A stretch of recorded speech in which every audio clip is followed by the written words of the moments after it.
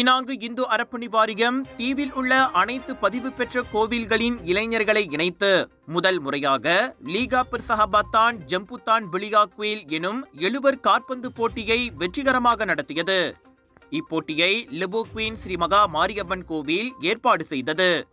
நிதித்துறை துணை அமைச்சர் லீம் ஹூயிங் போட்டியை அதிகாரப்பூர்வமாக தொடக்கி வைத்து 5000 ரிங்கேட் நிதி உதவியும் வழங்கினார்.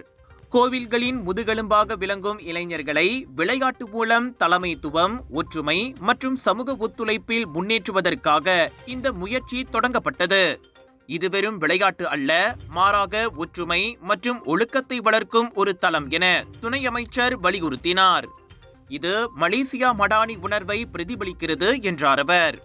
இந்து அறப்பணி வாரியத்தின் சார்பில் பங்கேற்ற அதன் துணைத் தலைவர் senator doctor Lingeswaran R Arunachalam ஏற்பாட்டாளர்களின் இந்த தைரியமான முயற்சியை பாராட்டினார். முதன்முறையாக ஏற்பாடு செய்யப்பட்டுள்ள இந்த வரலாற்று நிகழ்வு எதிர்காலத்தில் மேலும் பல இளைஞர் சார்ந்த திட்டங்களுக்கு வழிகாட்டும் என அவர் நம்பிக்கை தெரிவித்தார்.